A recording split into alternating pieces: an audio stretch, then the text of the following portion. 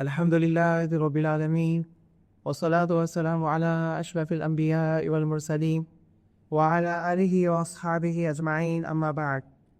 فقد قال الله تبارك وتعالى في القرآن المجيد والفرقان الحميد: أعوذ بالله من الشيطان الرجيم، بسم الله الرحمن الرحيم. وكذلك أخذ ربك إذا أخذ القرى وهي ظالمة إن أخذه أليم شديد. وقال: إن عدة الشهور عند الله 12 شهرا في كتاب الله يوم خلق السماوات والأرض منها 4 حرم ذلك الدين القيم فلا تظلموا فيهن أنفسكم. صدق الله العظيم. وقال النبي صلی اللہ علیہ وسلم: الظلم ظلمات يوم القيامة او كما قال علیہ الصلاۃ والسلام. محترم سامعین کرام، اللہ تعالیٰ کا بڑا فضل احسان ہے کہ اللہ تعالیٰ نے ہمیں محمد صلی اللہ علیہ وسلم کا امتی بنایا اور آپ کے امتی ہونے کا شرف عطا فرمایا. اللہ تعالیٰ نے ہم پر بے شمار نعمتیں نازل فرمائی ہیں اور بے شمار نعمتیں اور احسانات اللہ تعالیٰ نے ہم پر کیے ہیں. ایک تو وہ نعمتیں جو ہمارے جسمانی طور پہ ہمارے اندر موجود ہے، اور اس سے ہٹ کر کائنات میں پھیلی ہوئی نعمتیں ہیں اور احسانات ہیں، اور جن کا شمار ہم ادا کرنا چاہیں تو بالکل نہیں کر سکتے. اور اسی کے ساتھ ساتھ اللہ تعالیٰ نے برکتیں نازل فرمائی ہے. گزشتہ امتوں میں اللہ تعالیٰ نے عمریں بہت زیادہ کر دی تھی. ان کی امتوں ان کے لوگوں کی عمریں ہزار سال ہوا کرتی تھی، لیکن اس امت مرحومہ کی عمریں اللہ تعالیٰ نے بہت کم رکھی ہیں. لیکن اس کے بدلے میں اللہ تعالیٰ نے برکتیں نازل فرمائی ہیں، اور بہت سے اللہ تعالیٰ نے جگہیں، مقامات اور بہت سے اوقات اللہ تعالیٰ نے مقرر کیے ہیں کہ جن میں اگر بندہ مخلص ہو کر اور خالص اللہ کی خوشنودی کے لیے جو کام بدلایا گیا ہے عبادت کرنے کا وہ کر لے، تو پھر جو 1000 سال کی عمر ہوتی ہے اس میں انسان جتنی عبادتیں کر سکتا ہے وہ چند لمحوں میں وہ ثواب حاصل کر سکتا. تو اللہ تعالیٰ نے اس امت پر رحم فرماتے ہوئے بہت سے مقامات اللہ تعالیٰ نے بتلائے ہیں کہ ان مقامات پر اگر اللہ کا ذکر کیا جائے، اللہ کی عبادت کی جائے، اور جو اللہ تعالیٰ نے کرنے کا حکم دیا ہے کیا جائے، تو وہ ثواب بہت زیادہ اس میں بڑھ جاتا ہے. کہ مدینہ ایک عبادت مکے میں کوئی کرے تو اس کا ثواب ہی الگ ہے، مدینہ میں عبادت کی جائے اس کا ثواب الگ ہے، بیت المقدس میں عبادت کی جائے تو اس کا ثواب الگ ہے. اسی طرح بہت سے اوقات ہیں کہ جن میں عبادت کی جائے، کہ جو روزہ کے عشر آخرہ ہیں، طاعت راتیں ہیں، ان میں عبادت کی جائیں تو بہت زیادہ ثواب حاصل ہوتا ہے. اور ذی الحجہ کے شروع کے 10 دن 10 ایام ہیں، عرفہ ندیم ہے، اور پھر محرم کا روزہ ہے. بہت سے ایسے زمانے ہیں، مقامات میں ہیں کہ جس میں اللہ تعالیٰ نے حکم دیا ہے کہ عبادت کرنے کا، اور پھر اس پر بہت زیادہ اللہ تعالیٰ نے ثواب بھی رکھا ہے. اور الحمدللہ جو اللہ تعالیٰ نے سال کے 12 مہینے مقرر فرمائے ہیں، کہ جس کا ذکر اللہ تعالیٰ نے سورہ توبہ میں کیا ہے کہ ان عدۃ الشہور عند اللہ 12 شہرا فی کتاب اللہ یوم خلق السماوات والارض منها 4 حرم، کہ یہ جو سال کے 12 مہینے ہیں، جب تقدیر لکھی گئی تھی اسی وقت اللہ تعالیٰ نے 12 مہینے مقرر فرما دیے تھے. جب زمین و آسمان کو اللہ تعالیٰ نے پیدا فرمایا اسی وقت یہ طے ہو گیا تھا کہ یہ سال ہوگا اور اس میں 12 مہینے ہوں گے. اور ان 12 مہینوں میں بھی اللہ تعالیٰ نے 4 مہینے مقدس رکھے ہیں. ذی القعدہ ہے، ذی الحجہ ہے، محرم ہے اور رجب ہے. ان کو خاص طور پہ اللہ تعالیٰ نے بیان فرمایا ہے کہ منہا 4 حرم، کہ ان 12 مہینوں میں 4 مہینے ایسے ہیں کہ جن کو اللہ تعالیٰ نے عظمت والے بنائے ہیں، حرمت والے بنائے ہیں. یعنی حرمت کہتے ہیں کہ اس میں اللہ تعالیٰ نے حرام کر دیا ہے کہ انسان ایک دوسرے پر ظلم کرے. اللہ نے حرام کر دیا ہے کہ اس میں ناانصافی کی جائے، کسی کی حق تلفی کی جائے، کسی پر ظلم کیا جائے، جو بھی حقوق العباد کے حقوق اللہ اور حقوق العباد میں کوتاہی ہو سکتی ہے، گناہ ہو سکتے ہیں، اس کو اللہ تعالیٰ نے اس مقدس مہینوں میں حرام فرمایا ہے۔ یہ تو 12 مہینوں میں حرام ہے، لیکن 4 مہینے میں خاص طور پر حرام فرمایا ہے۔ اور وہ 12 مہینوں کا سب سے پہلا مہینہ محرم کا آغاز ہو چکا ہے، اور اس پہ دعا پڑھی جاتی ہے کہ اللہم احلہ علینا بالامن والایمان وسلامتی والاسلام وربی ورسول اللہ، اور دوسرے الفاظ سے بھی دعا وارد ہوئی ہے کہ دعا چاند دیکھنے پہ پڑھی جاتی ہے، اور یہ اللہ سے امید کی جاتی ہے کہ اللہ تعالیٰ یہ جو سال کا مہینہ سال شروع ہوا ہے اسلامی مہینے کے آغاز کے ساتھ، کہ اس سال کو اللہ تعالیٰ ہمارے لیے بابرکت بنائے، اس سال کو اللہ تعالیٰ ہمارے لیے سلامتی والا بنائے، عافیت والا بنائے، جس میں اللہ تعالیٰ کی رضا شامل ہو، اور جس میں شیطان سے دوری ہو، اور شیطان سے اللہ حفاظت فرمائے اور شیطان سے بچاؤ ہو۔ اس 12 مہینوں کے ذکر کے بعد خاص طور پہ اللہ تعالیٰ نے آگے فرمایا کہ فَلَا تَظْلِمُوا فِيهِنَّ أَنفُسَكُمْ، کہ ان مہینوں میں ہرگز ایک دوسرے پر ظلم نہ کرو اور ناانصافی سے کام نہ لو۔ ایک حدیث میں سب سے پہلے ظلم کسے کہتے ہیں؟ عربی لغت میں جب ہم دیکھتے ہیں اور عربی ڈکشنری ہم اٹھا کے دیکھتے ہیں کہ ظلم جو اس کا روٹ ورڈ ہے ذو لام میم، تو اس کے معنی آتے ہیں کہ وضع الشیء علی غیر محلی، کہ کسی بھی چیز کو اس کی جگہ نہ رکھ کر دوسری جگہ رکھ دینا، اور کوئی بھی ایسا کام کرنا، کوئی ایسا عمل کرنا جو اس کے وضع کے خلاف ہو، یعنی کسی بھی چیز کا ایسا استعمال کہ جس چیز کے لیے اس کو بنایا گیا ہے اس چیز کا اس کا استعمال نہ کر کے دوسرے مقصد کے لیے استعمال کرنا۔ مثال کے طور پر موبائل فون ہے کہ اگر اس کا صحیح استعمال ہے تو وہ صحیح ہے، بالکل صحیح ہے، اور اگر اس کا ناجائز استعمال ہو، غلط استعمال ہو، تو یہ ظلم ہے۔ شیلف بنے ہوئے ہیں، وہاں خانے بنے ہوئے ہیں، وہاں قرآن شریف رکھا جاتا ہے اور دیگر دینی کتابیں رکھی جاتی ہیں، اگر وہ کتابیں زمین پر رکھ دی جائے یا جائے نماز کے اوپر رکھ دی جائے تو یہ اس کتاب پر ظلم ہے۔ باہر ریک بنا ہوا ہے، اندر چپل رکھنا ہے، اگر چپل ادھر ادھر چھوڑ دی جائے تو وہ بھی ظلم۔ تو ظلم عربی زبان میں بہت وسیع معنی میں استعمال ہوتا ہے۔ اردو میں ہم ظلم کہتے ہیں کہ کسی کو پکڑ کے مار دیے، پیٹ دیا تو ظلم ہو گیا۔ عربی میں اس کے وسیع معنی ہوتی ہیں۔ ہاں، وہ بھی ایک اس کا خاص معنی ہے کہ کسی پر ظلم کرنا، اس کو مارنا، یہاں تک کہ اس کو قتل کر دینا، یہ بھی ظلم ہے۔ لیکن ظلم اور بھی چیزوں پر استعمال، کسی کی حق تلفی کر دینا، کسی کو ناراض کر دینا، کسی کا دل دکھا دینا، میراث میں جب تقسیم ہوتی ہے، جائیداد تقسیم ہوتی ہے، ترکہ اس میں بہنوں کو نہیں دینا، کاروبار میں کیا ہے، کئی لوگ مشترک ہے، پارٹنر سے دھوکہ دے دینا، کسی کی ناجائز زمین پر قبضہ کر لے، جب کسی کی زمین پر قبضہ کر لینا ناجائز، بہت سی چیزیں ہیں جو اسلام نے حرام کی ہیں۔ اسی وجہ سے اللہ تعالیٰ نے ارشاد فرمایا حدیث قدسی میں کہ انی حرمت الظلم علی نفسی وجعلتہ بینکم محرما فلا تظالموا۔ اللہ تعالیٰ اپنے بندوں سے فرما رہے ہیں کہ اے میرے بندو، یا عبادی، اے میرے بندو، میں نے ظلم کو اپنے آپ پر حرام کر دیا ہے، یعنی اللہ تعالیٰ ذرا برابر کسی پر ظلم نہیں فرماتے۔ وما ربک بظلام للعبید، ذرا برابر اپنے بندوں پر ظلم نہیں فرماتے۔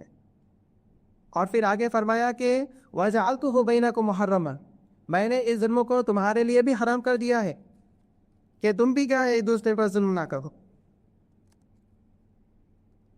ظلم بہت بری چیز ہے، ظلم عدل انصاف کے خلاف ہے۔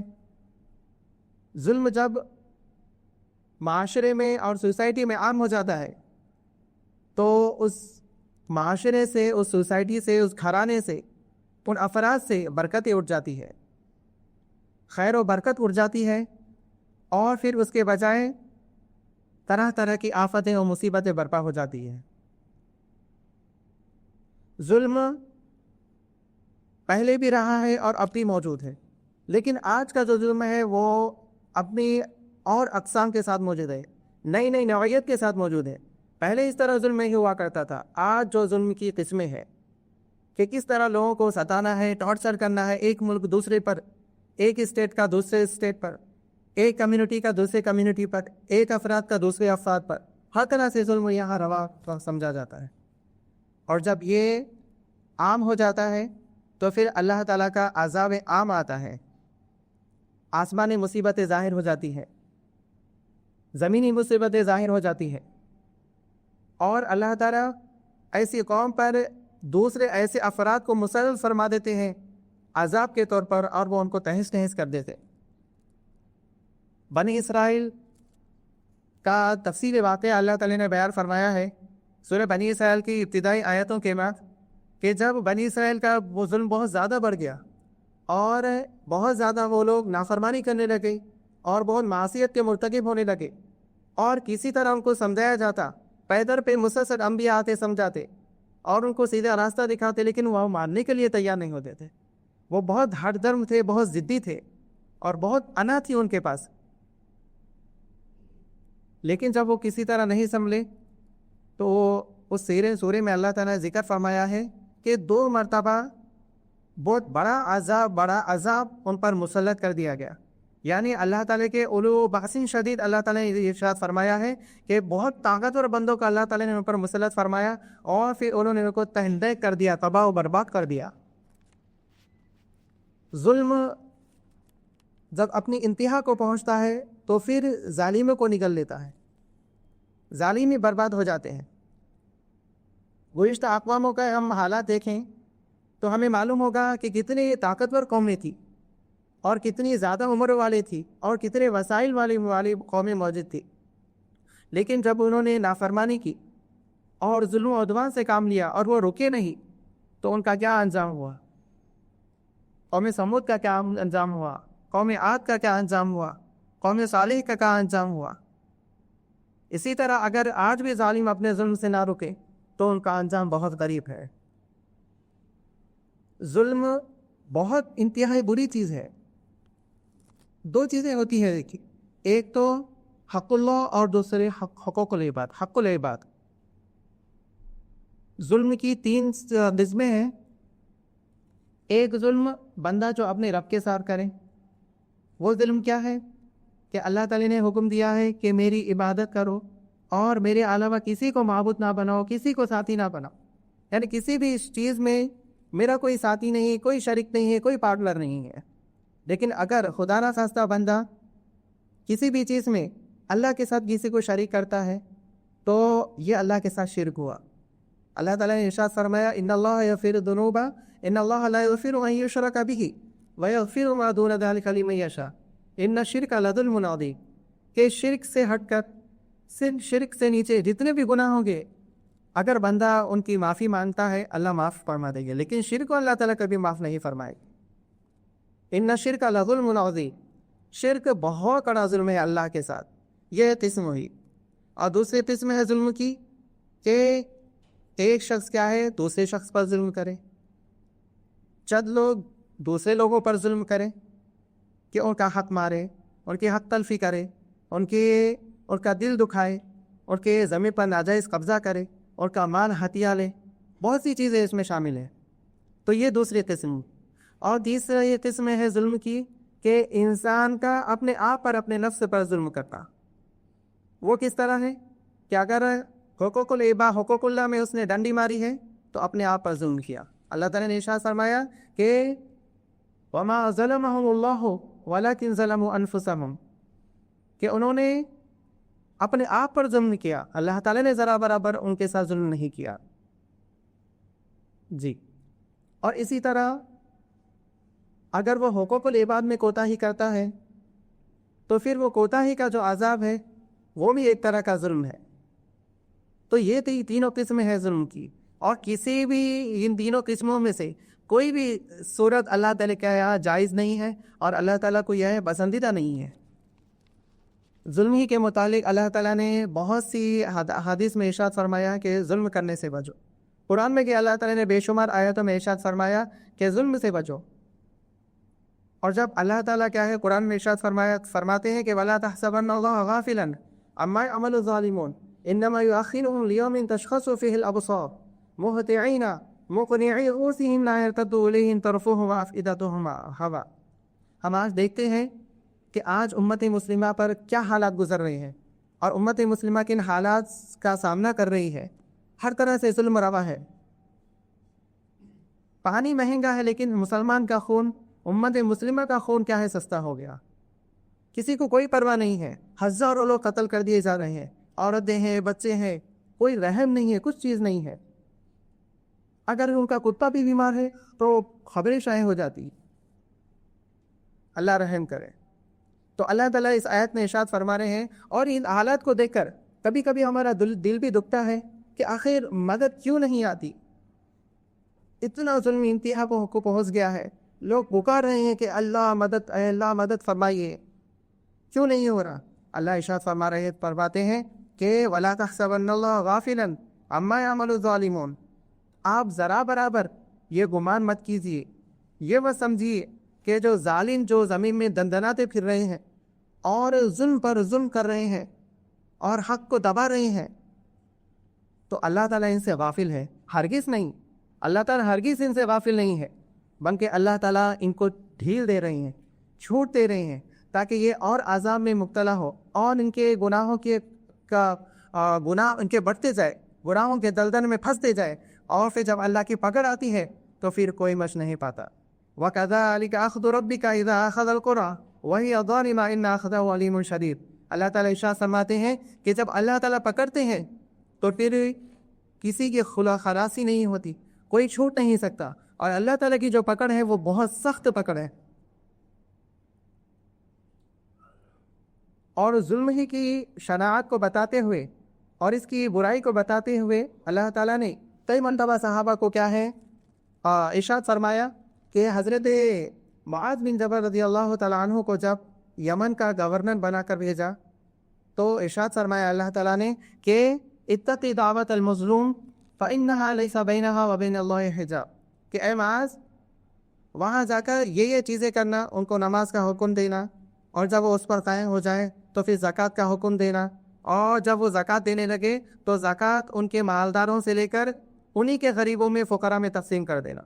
और ख़ास तौर पर इरशाद फरमाया कि देखो मज़लूम की बद्दुआ से, उसकी आह से बचो, इसलिए कि मज़लूम अगरचे वो गुनहगार है, अगरचे वो फाजिर है, अगरचे वो काफिर है, लेकिन उसके साथ जुल्म हुआ है, तो अगर वो अल्लाह से फरियाद कर ले, आह कर ले, तो उसकी आह अल्लाह ताला के पास फ़ौरन पहुँच जाती है। कोई पर्दा हाइल नहीं होता, कोई आसमान रुकावट नहीं बनता।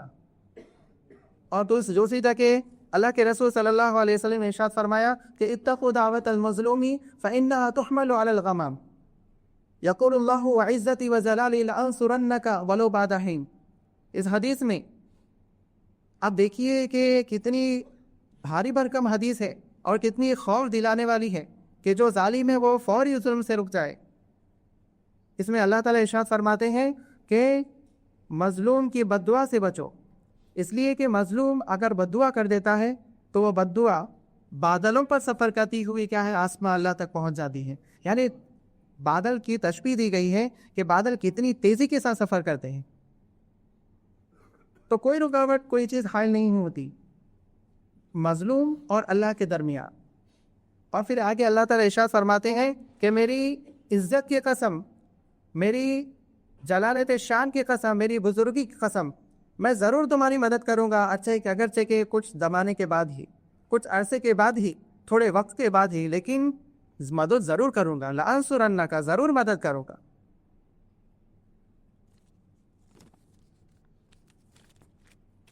जी, तो अल्लाह ये हदीस हर जालिम के कदमों को रोक देने वाली है कि वो जुल्म से बचे।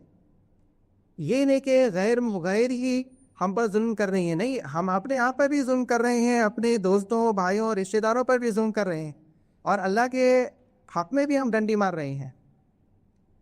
कल क़यामत के दिन जब अल्लाह के सामने पेशी होगी और हाजिरी होगी, तो अगर बंदे ने हुकूकुल्लाह में कुछ कोताही की है तो अल्लाह को कोई हमारी इबादत की ज़रूरत नहीं, हमारे खर्चे की कोई इंफाक की कोई ज़रूरत नहीं, ہمارے نیکیوں کی کوئی ضرورت نہیں ہے. ایسا نہیں ہے کہ ہم نیکی کریں گے تو اللہ کی عزت میں کچھ بڑھوتری ہو جائے گی، ہم انفاق کریں گے تو اللہ کے مال میں کچھ بڑھوتری ہو جائے گی، ایسا کچھ بھی نہیں ہے. تو جہاں تک حقوق اللہ کا تعلق ہے، اگر حقوق اللہ میں کوتاہی ہو گئی اور بندہ اپنے رب سے معافی مانگ رہے، اے اللہ تعالیٰ میرے سے یہ غلطی ہو گئی، نماز میں کوتاہی ہو گئی، زکوٰۃ میں کوتاہی ہو گئی، اور آپ نے جو حکم کیا تھا کہ یہ نہ کرو، میں اسے ناراض ہوتا ہوں، میں نے وہ کیا، اے اللہ میں معافی مانگتا ہوں، مجھے معاف فرما دیتی. تو اللہ تعالیٰ معاف فرما دیتے ہیں، اللہ ضرور معاف فرما دیتے ہیں. لیکن جہاں حقوق العباد کی بات آتی ہے، جب تک بندہ اس بندے کی حق کی تلفی نہیں کرتا، اس کی بھرپائی نہیں کرتا، جب تک اس کی معافی نہیں ہوتی. کسی کی جائیداد ہڑپ لی، جب تک وہ جائیداد کا حساب لگا کر اس کو واپس نہ کرے، جب تک وہ کہے عذاب میں مبتلا ہوگا. جائیداد کی تقسیم کا وقت آیا، بہنوں کا مال ہڑپ لیا گیا، یا بہنوں نے بھائیوں کا مال ہڑپ لیا، کچھ بھی ہو، آج کے زمانے میں ہر چیز ممکن ہے، دنیا میں ہر چیز ممکن ہے. چاہے مرد عورتوں پر ظلم کرے یا عورتیں مردوں پر ظلم کرے، پکڑ تو دونوں کی ہوگی، ظالم کی ہوگی. تو جہاں تک حقوق العباد کی بات ہے، تو جب تک بندہ اس بندے سے اپنی صلح نہ کر لے، وہ جو معاملہ ہے وہ میٹر ہے وہ اس کو صحیح نہ کر لے، جب تک وہ ظالم کہلائے گا، وہ اللہ کے عذاب کا مستحق ہوگا اور اللہ کی ناراضگی کا مستحق ہوگا. اور اللہ تعالیٰ نے ارشاد فرمایا کہ الظلم ظلمات یوم القیامہ، کہ کل قیامت کے دن جہاں انصاف کرنے والے اللہ کے عرش کے سائے میں ہوں گے، جس دن انسان اپنے گناہوں کے بدلے میں اور گناہوں کے حساب سے پسینے میں ڈوبا ہوگا، اس وقت چند افراد ایسے ہوں گے کہ ان افراد میں انصاف کرنے والے بھی شامل ہیں کہ وہ اللہ کے عرش کے سائے میں ہوں گے اور سکون اطمینان کے ساتھ ہوں گے، ان کو کوئی غم نہیں ہوگا، نہ تو ماضی میں کیے ہوئے گناہ کا غم ہوگا اور نہ ہی مستقبل میں کوئی اندیشہ کا ہوگا کہ اللہ معاف کرتے کہ نہ کرتے، کوئی نہیں ہے. ان کو وہ دل مطمئن ہوگا، ان کا دل مطمئن ہوگا. اللہ تعالیٰ ایسے بندوں میں ہمیں شامل فرمائے.